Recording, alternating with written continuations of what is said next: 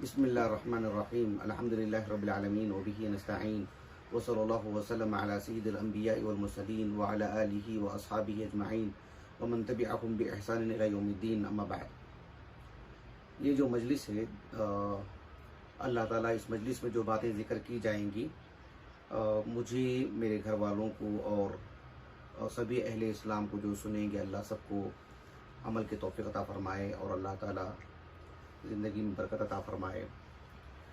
اس مجلس میں غیبت سے متعلق کچھ باتیں ذکر کروں گا انشاءاللہ، اس لیے کہ ہماری اپنی مجلسوں میں عام طور پر لوگوں کی عزتوں سے، لوگوں کے اعراض سے اور طرح طرح کی باتیں ہم کر دیتے ہیں، کبھی شعوری طور پر، کبھی غیر شعوری طور پر، اور ہوتا ایسے ہے کہ مجلس میں 3-4 لوگ ہوتے ہیں تو سب اس میں شامل ہوتے ہیں، اور یہ ایک طرح کی بہت بری بات ہے کہ سب کے سب اس میں شامل ہو جائیں، کوئی رد کرنے والا نہ ہو۔ اور چونکہ یہ لاک ڈاؤن کا مرحلہ ہے تو پھر گھر میں سبھی افراد اور پھر اڑوس پڑوس کے لوگ جمع ہوتے ہیں وغیرہ، اور لوگ گھر میں رہتے ہیں تو پھر فون کے ذریعے سے بھی، واٹس ایپ ہے، دیگر جو وسائل ہیں، لوگوں کی پیٹھ پیچھے باتیں کرتے رہتے ہیں۔ اس میں سب کو جو ہے متنبہ رہنا چاہیے، اس لیے کہ یہ بہت بڑا گناہ ہے، اور سبھی اہل اسلام کو، خصوصاً ہم طلباء کو، طالبات کو، اہل علم کو اس سلسلے میں بہت متنبہ رہنا چاہیے۔ یہ جو غیبت ہے، ہم سب جانتے ہیں کہ یہ ایک بہت ہی عظیم جرم ہے۔ یہ غیبت ہے کیا؟ اس سلسلے میں اللہ کے رسول نے وضاحت فرمائی۔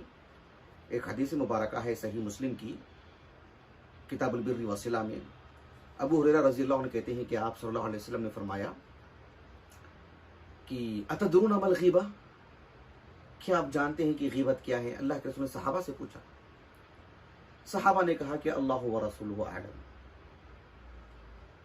آپ صلی اللہ علیہ وسلم نے کہا کہ غیبت کیا ہے جانتے ہیں؟ جب صحابہ نے کہا کہ آپ ہی بتا دیجئے اللہ کے رسول نے، اللہ اس کے رسول بہتر جانتے ہیں، آپ صلی اللہ علیہ وسلم نے فرمایا کہ ذکرک اخاک بما یکرہ، آپ اپنے بھائی سے متعلق ایسی گفتگو کریں، ایسی باتیں کریں کہ اگر آپ کا بھائی وہ باتیں سن لے یا اس کے علم میں آ جائے تو وہ بالکل بھی ناپسند کرے گا، وہ کراہت کرے گا کہ بھی میرے بارے میں ایسی باتیں کیوں۔ ایک شخص ہے، ایک مسلمان ہے، اب اس میں کوئی چیز ہوتی ہے، کبھی کوئی چیز ہوتی ہی نہیں ہے۔ اگر کسی میں کوئی چیز ہے اور ہم اس سے متعلق گفتگو کرتے ہیں تبھی وہ غیبت ہے۔ اس لیے کہ ایک صحابی نے اللہ کے رسول سے پوچھا، اسی حدیث میں ہے، آپ صلی اللہ علیہ وسلم سے سوال کیا کہ افرأیت ان کان فی اخی ما اقول، اے اللہ کے رسول، میرے بھائی میں ایک چیز موجود ہے، اس کے کچھ کہنے میں، اس کے کچھ کرنے میں، اس کے اعمال میں، افعال میں کچھ ایسی چیز ہے، تبھی تو میں بولتا ہوں نا کہ یہ غیبت ہے۔ اللہ کے رسول صلی اللہ علیہ وسلم نے کہا کہ آپ کے بھائی میں جو چیز موجود ہے وہی غیبت ہے۔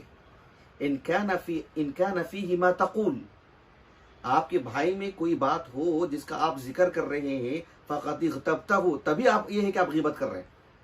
وَإِن لَمْ يَكُنْ فقط بہتہ، اگر اس میں نہیں ہے تو آپ اس پر بہتان باندھ رہے ہیں، اس پہ آپ نے تو اس پہ وہ چیز کہہ رہے ہیں جو اس میں ہے ہی نہیں۔ اس میں کوئی چیز ہے تب آپ اس کا ذکر کر رہے ہیں، تبھی تو وہ غیبت ہے۔ یہ چیز نہیں ہونی چاہیے۔ ہم بحیثیت مسلمان جانتے ہیں کہ غیبت وغیرہ یہ حرام ہے، اس سلسلے میں مکمل طور پر بچنا چاہیے، کبیرہ گناہ ہے یہ۔ امام نووی رحمہ اللہ کی ایک کتاب ہے الاذکار، دیکھو یہاں رکھی ہوئی ہے فتو، یہ جو کتاب ہے امام نووی رحمہ اللہ کی، یہ ہمارے مشاہدین کو دکھانے کے لیے، یہ جو کتاب ہے الاذکار امام نووی کی رحمہ اللہ، الاذکار من کلام سید الابرار، اس کتاب میں جو ہے دعاؤں سے متعلق بالکل ایک نادر کتاب ہے، لیکن اس میں چغل خوری اور غیبت یہ حرام ہے، اس کا ذکر کیوں ہوا؟ اس لیے کہ اس زبان سے جو اللہ تعالیٰ کا ذکر ہونا چاہیے، اللہ کی حمد و ثنا ہونی چاہیے، صبح شام کی دعائیں پڑھنی چاہیے، طرح طرح، تو زبان کا غلط استعمال کیسے ہوتا ہے، پھر اس کا ذکر، اس سے کیسے بچنا چاہیے۔ اس زبان سے تو اذکار ہونے چاہیے، غیبت اور مطلب چغل خوری نہیں، یہ بتانے کے لیے امام نووی رحمہ اللہ نے کہا کہ الغیبت والنمیمہ فحکمہما محرمتان باجماع المسلمین، سبھی علماء کے نزدیک یہ متفقہ طور پر یہ حرام گناہ ہے، الغیبت والنمیمہ، کسی کی غیبت، کسی کی چغل خوری، اس کے باوجود ہم اس کے شکار ہو جاتے ہیں، نسأل اللہ العافیہ والسلامہ۔ آپ دیکھو اس کی جو سزا ہے نا، نسأل اللہ السلامہ، ایک حدیث آتی سنن ابی داؤد کی کتاب الادب میں، بسند صحیح، شیخ البانی رحمہ اللہ نے صحیح کہا ہے۔ انس بن مالک رضی اللہ عنہ کہتے ہیں کہ آپ صلی اللہ علیہ وسلم نے فرمایا، جب مجھے معراج پر لے جایا گیا، لما عرج بی الی السماء، تو کہا کہ مررت باقوام، جب مجھے معراج پر لے جایا گیا تو مجھے ایسے لوگوں سے بھی میرا گزر ہوا کہ اظفارهم من نحاس، ان کی جو ناخن ہے نا، ناخن، کہا کہ یہ تانبے کے ہیں، یخمشون وجوہهم وصدورهم، ان جو تانبے کے جو ناخن ہیں اسے اپنے چہرے کو اور اپنے سینے کو جو وہ چھل رہے ہیں۔ اللہ اکبر۔ اللہ کے رسول نے کہا، میں نے جبریل سے پوچھا کہ من ہؤلاء یا جبریل، کون ہیں یہ لوگ؟ جبریل علیہ السلام نے کہا کہ ہؤلاء كانوا يأكلون اللحوم الناس، یہ وہ لوگ ہیں جو لوگوں کا گوشت کھایا کرتے تھے، وَيَقَعُونَ فِي أَعْرَاضِهِمْ، اور ان کی عزتوں سے کھیلتے تھے۔ یہ ہے کہ جو ہے آج ان کو جو ناخن ہیں وہ تانبے کے بنا دیے گئے ہیں، اور اس سے وہ اپنا چہرہ جو ہے مطلب چھیل رہے ہیں۔ کیا صورتحال ہوگی ذرا اندازہ لگائیے، نسأل اللہ السلامہ۔ یہ جو احادیث ہیں نا، صحابہ کے تلامذہ، تابعین، تبع تابعین، یہ صرف پہنچاتے نہیں تھے آگے، ان کا حدیث سننے کا مطلب ہی یہ ہوتا تھا کہ پہنچانے کا مطلب ہی یہ ہوتا تھا کہ وہ ان کے عمل میں رہے۔ میں ایک حوالہ دیتا ہوں آپ کو، آپ دیکھو ذرا غور کیجئے، امام بخاری رحمہ اللہ کے تاریخ الکبیر، میں ہمارے مشاہدین کو دکھانے کے لیے فتح تاریخ الکبیر امام بخاری کی رحمہ اللہ، معروف کتاب، یہ ہمارے مشاہدین کو دکھانے کے لیے، اس میں دیکھو آپ، امام بخاری رحمہ اللہ کے ایک استاذ ہیں ابو عاصم النبیل، ان کا نام ہے الضحاک ابن مخلد، امام بخاری رحمہ اللہ کے بڑے اساتذہ میں سے، 212 ہجری سے وفات ہے ان کا۔ ان سے متعلق امام بخاری کہتے ہیں کہ میں نے ابو عاصم النبیل کو یہ کہتے ہوئے سنا۔ ابو عاصم النبیل رحمہ اللہ امام بخاری کے استاد ہیں، بڑے عالم ہیں، معمر، بڑے اساتذہ میں سے امام بخاری کے۔ وہ کہتے ہیں کہ مغتبت احدا، میں نے کسی شخص کی بھی میں نے غیبت نہیں کی، منذ ما علمت ان الغیبت تضر باہلها، جس دن میرے سامنے یہ بات آئی نا اللہ کے رسول کی صلی اللہ علیہ وسلم کی، غیبت جو کرتا ہے اسی کو وہ چیز نقصان پہنچاتی ہے، غیبت کرنے والا ہلاک ہو کے رہے گا۔ جس دن سے میں نے شرعی اعتبار سے اس بات سے واقف ہوا، میں نے کبھی غیبت نہیں کی، اللہ اکبر، کبھی کسی کی غیبت نہیں کی۔ ان کا پڑھنے کا مطلب یہ ہوتا تھا۔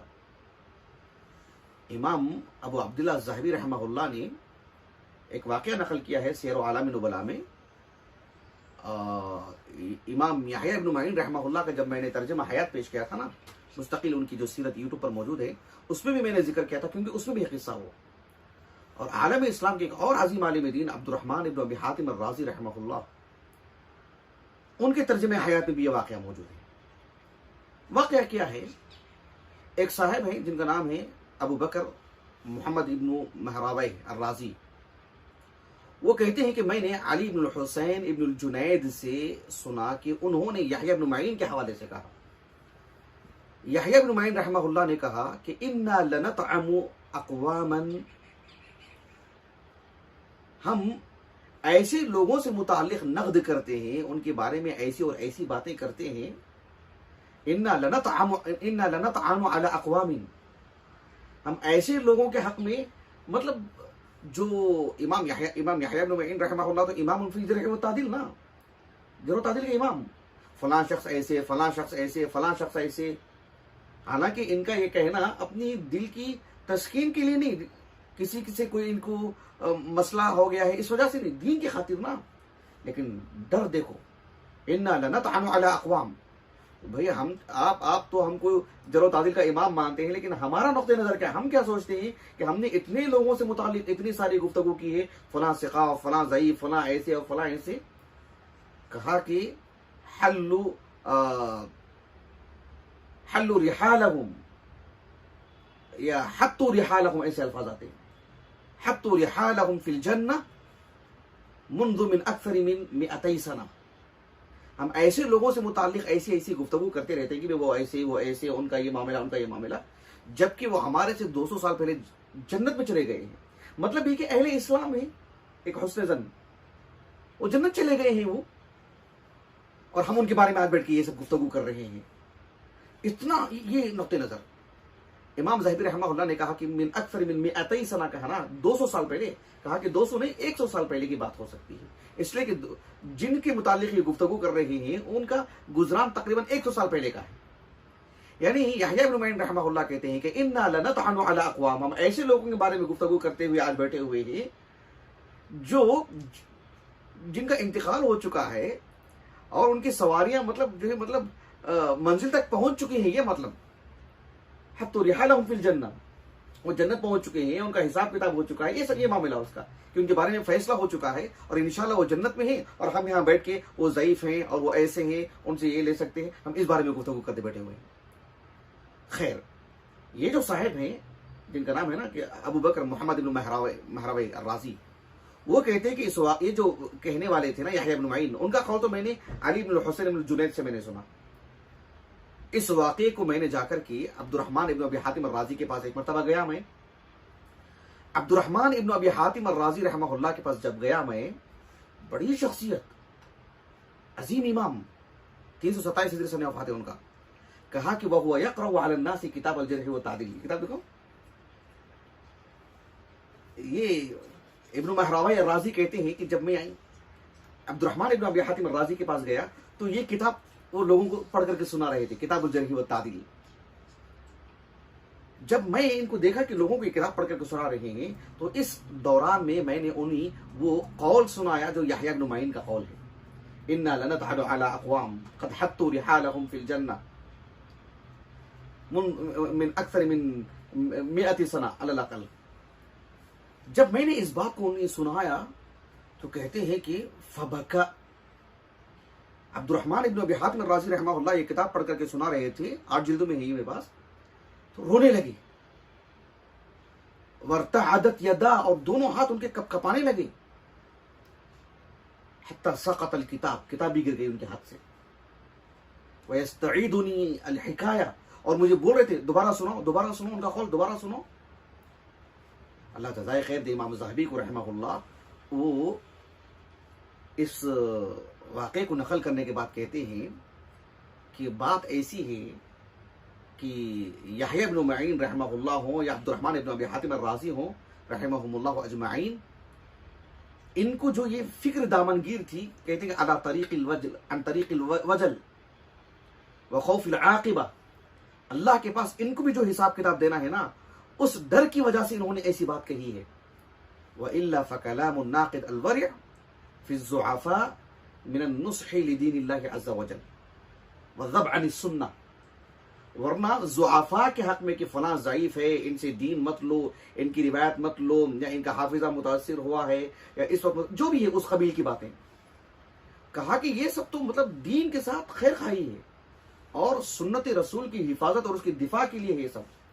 لیکن ان کو اللہ کے پاس جو جواب دینے کا جو تھا، ایک واجب کام، جرح و تعدیل کا معاملہ کوئی کیا کہتے ہیں اس کو، یہ نہیں بس ایک مباح ہے یا مستحب، فرض کفایہ ہے وہ، اس کے لیے اللہ نے کچھ علماء کو رکھا ہے. اور یحییٰ ابن معین، عبد الرحمن ابن حاتم الرازی وغیرہ وغیرہ، یہ تو انہوں نے اس عظیم فرض کو نبھایا ہے. انہوں نے ان کو ایک فرض ادا کرتے ہوئے یہ خوف، جبکہ ہم جانتے بوجھتے کسی کی عزت کو چھالتے رہتے ہیں اپنی مجلس میں. نسأل اللہ السلامہ. کتنی عجیب بات ہے. اب دیکھو ہمارے علماء کی اس سے متعلق بڑی دلچسپ باتیں بھی ہم کو ملتی ہیں کہ کیسے کیسے اس سے بچنے کی کوشش کرتے تھے. ایک واقعہ ملتا ہے سیر عالم نبلا میں، ایک عظیم عالم دین ہے جن کا نام ہے عبداللہ ابن وہب ابن مسلم القرشی، ابو محمد القرشی، مطلب موالی میں سے ہیں، بنو فہر کے. یہ تو مصری ہیں. یہ 125 ہجری سن ولادت ہے اور 197 ہجری سن وفات ہے۔ مصر کے عظیم عالم دین فقیہ ابن حجر نے ان کے بارے میں کہا کہ ثقۃ حافظ عابد، کتب ستہ کی سبھی کتابوں میں آپ کی مرویات ہیں۔ بہرحال عبداللہ ابن وہب ابن مسلم المصری رحمہ اللہ کہتے ہیں بہت دلچسپ بات، یہ کہتے ہیں کہ نظرتو کہ میں نے نظر مانی۔ کیا نظر مانی؟ کہ انی کلما اغتبت انسانا ان اصوم، کہ میں جب بھی کسی انسان کی غیبت کروں گا تو میں ایک روزہ رکھوں گا۔ میں نے نظر مان لی، لیکن یہ کچھ چھوٹا موٹا معاملہ نہیں تھا، کتنے اللہ والے تھے لوگ، کتنے صاف دل کے سچ بولنے والے تھے۔ کہا کہ جب بھی میں کسی کی غیبت کروں گا میں ایک روزہ رکھوں گا میں۔ لیکن آسان کام ہے یہ، آج غیبت کر لے پھر کل روزہ رکھو، پھر غیبت کر لی پھر روزہ رکھو۔ کہا کہ فاجھدنی، اس عمل نے تو مجھے توڑ کے رکھ دیا، کتنی مشقت ہے، کتنی محنت کرنی پڑی مجھے تھکا دیا اس عمل نے مجھے، بھی یہ تو میرے سے ہاتھ سے ہونے والا نہیں۔ ایسے ہونے لگا کہ جو ہے مطلب یعنی بس اتنی فکنت اغتاب و اصوم، غیبت کرتا اور روزہ رکھتا، غیبت کرتا اور روزہ رکھتا۔ کہا کہ یہ تو میرے ہاتھ سے ہونے والا نہیں۔ فنویت، اب میں نے ایک نیت مان لی، نیت کر لیا، ارادہ کر لیا میں نے۔ اب میں نے ایک اور ارادہ کیا، کیا ارادہ کیا؟ کہ انی کلما اغتبت انسانا ان اتصدق بدرہم، کہ میں جب بھی کسی انسان کی غیبت کروں گا تو 1 درہم کی صدقہ کر دوں گا میں۔ فمن حب الدراہم ترکت الغیبہ، ان پیسوں کی محبت کی وجہ سے میں نے غیبت چھوڑ دیا کہ کہاں سے خرچ کرتا رہوں گا میں۔ کتنی بڑی بات ہے، سبحان اللہ۔ اگر کسی کی جیب میں مثلا مان لیجیے کہ 100 روپیہ ہے، وہ کہتا ہے کہ میں کسی کی غیبت کروں گا تو 10 روپے دوں گا میں، 10 لوگوں کی غیبت کر کے تو 100 روپے ایسے ہمارے نکل جا رہے ہیں۔ پھر فمن حب الدراہم ترکت الغیبہ، کہ ان پیسوں کی بچانے کی وجہ سے ہی میں نے جو غیبت چھوڑ دیا میں نے۔ بہرحال کیسے بھی غیبت تو چھوڑ دینا چاہیے۔ اللہ تعالیٰ ہماری حفاظت فرمائے، اللہ تعالیٰ اس عظیم گناہ سے ہمیں بچائے رکھے، شعوری غیر شعوری طور پر، اور ایسے نادان دوستوں سے اللہ ہماری حفاظت فرمائے جو کبھی ہماری مجلس میں بیٹھ کر کبھی وہ غیبت کرتے ہوں، کبھی ہم غیبت کرتے ہوں تو وہ ہماری پیٹھ تھپکتے رہیں۔ اللہ ایسے نادانوں سے بھی ہماری حفاظت فرمائے۔ سبحانک اللہم و بحمدک، اشہد ان لا الہ الا انت، استغفرک و اتوب الیک۔